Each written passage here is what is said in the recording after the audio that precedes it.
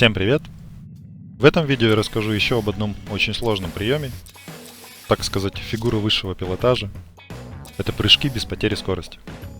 Кататься мы сегодня будем вот на этом Мослере GT3. И я решил разделить. Белый Мослер будет делать обычные заезды, а черный будет использовать спецприем. Давайте посмотрим максимальную скорость. Она составляет 526 км в час. Для ориентира возьмем вот эти вот камешки и будем уже сравнивать от них. Когда у вас хватает нитро, на боковых трамплинах лучше не прыгать в этом месте. Но вот на этой кочке, когда вы подлетаете, смотрите, скорость немножко проседает. Белая машинка при каждом приземлении будет нажимать тройное нитро. И это будет делаться во всех примерах, я не буду больше об этом упоминать. Дальше на этой трассе нас ждет еще одна такая кочка. Смотрите, при взлете мы теряем скорость, при падении она повышается. Потом тройное нитро, потом опять при взлете немножко теряется, при падении повышается. Давайте посмотрим на минимальное значение скорости на первой кочке. Здесь в полете она просела до значения 504, при касании земли 500. А теперь давайте посмотрим, как это же место проехал черный Мослер. Смотрите на скорость. Она на 10 км в час быстрее в полете. При приземлении она проседает до 508, но тут же возвращается, поэтому приземление нас не особо интересует. Давайте еще посмотрим на скорость на следующей кочке. Здесь она вообще не проседает, видите, 524, это почти максимум.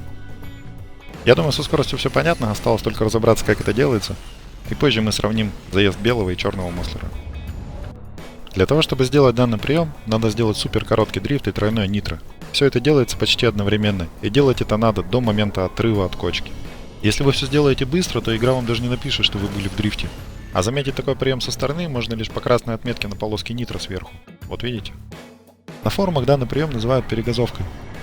И он очень сильно напоминает тот прием, который я показывал в прыжках через реку Темза.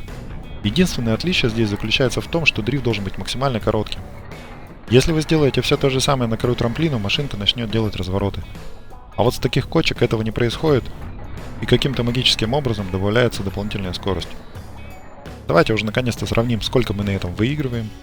Как видите, видео синхронизированы, камень сбивается одновременно. Я замедлил видео во время прыжков, чтобы более наглядно было видно разницу. Разница, как видите, не сильно большая, там в среднем где-то 10 км в час, но эта разница есть. И я хочу сказать, что эта разница больше проявляется на тех прыжках, когда машинка взлетает вверх. А вот на этом прыжке уже не такой большой уклон вверх, он больше вниз, и поэтому скорость не так сильно разнится. И давайте посмотрим разницу, ее будет хорошо видно вот на этом трамплинчике, видите? Черный Мослер немножко впереди. Вот заметьте, совсем немножко, но впереди. Дальше я подготовил вам еще несколько классных примеров. Один из них вот на этой трассе Великая Стена. Видите, право черный Мослер опять выигрывает по скорости. Правда, на этом прыжке многого не выиграть. Но дальше на этой же трассе есть классное место на подъеме с кочками. Сейчас покажу. Вот в этом месте я заново синхронизировал машинки, чтобы предыдущий проезд не повлиял на объективность. И вот она, та самая кочка, о которой я говорил. И так как она находится на более крутом подъеме, у левой машинки скорость проседает сильнее. Видите, здесь разница уже не 10 км в час, а около 15. Ну и здесь тоже разница есть. В этом примере любопытно не только то, что черный Мослер доезжает заметно быстрее, а то, что от следующего трамплина он отрывается с большей скоростью. Это происходит потому, что белому Мослеру попросту не хватило отрезка для разгона. Если быть честным, то и черному не хватило. Но здесь разница в скорости, именно из-за перегазовки перед прыжком. Вот вам еще один пример.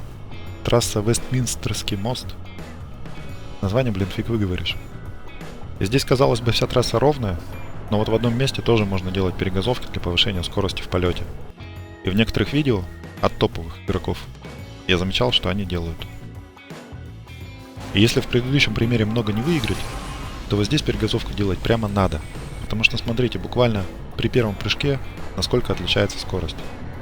И дальше по взятию желтой бутылочки хорошо видно разницу. Это намного больше, чем то, что было в Альпах. Это была трасса Драконовое дерево, а теперь трасса Седьмое небо. Здесь тоже подъем после старта, на котором есть кочки. И на этих кочках надо делать перегазовки, чтобы не терять скорость. И вот здесь вообще пример интересный, потому что здесь надо делать 2 прыжка подряд, а та машинка, которая не делает перегазовки, она очень сильно проседает по скорости, потому что в промежутке между прыжками она не успевает набрать максимальную скорость. То есть на этой трассе перегазовки тоже являются обязательным условием для хорошего рекорда. Смотрите разницу на краю трамплина. Она составляет около 300 миллисекунд, что довольно много. Давайте последний на сегодня пример. Трасса Сектор 8. И здесь вообще сказка какая-то, вы посмотрите. Здесь я сам не до конца понимаю, откуда настолько большая разница по скорости. Я так понимаю, что это связано именно с тем, что машинка еще не успела набрать свою максимальную скорость.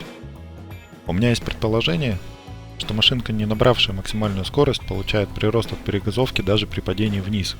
Хотя обычно, когда скорость уже набрана максимальная, при падении вниз делает перегазовку нет смысла. Но проверить это достаточно сложно, и это скорее тема для отдельного видео. А сейчас давайте посмотрим, кто быстрее здесь доедет до бутыля, белый или черный Мослер. Понятно, что черный, просто посмотрим насколько. И разница здесь составила около 300 миллисекунд. Давайте немного подытожим. Итак, перегазовки нужны для того, чтобы не терять скорость на кочках при подъемах. В этом видео я показал далеко не все места, где есть смысл делать перегазовки. Я не зря вам показываю вот этот заезд сейчас, потому что здесь есть кочки при спуске, и на них особого прироста по скорости вы не получите. Там буквально какие-то копейки можно получить, и то не всегда. А если учесть, что прием достаточно сложный, то на таких спусках перегазовки лучше вообще не делать. Возможно, когда-нибудь я вернусь к теме перегазовок, покажу другие места, где есть смысл их делать. Хочется добавить, что на данный момент я разобрал все основные приемы. Это и тройное нитро, и каскады, и прыжки, и вот перегазовки, прыжки с перегазовкой. И если вы их освоите и будете грамотно применять, возможно, вы даже найдете что-то новенькое. Я надеюсь, что это видео вам поможет улучшить свои рекорды. А сейчас я пожелаю вам удачи и пока.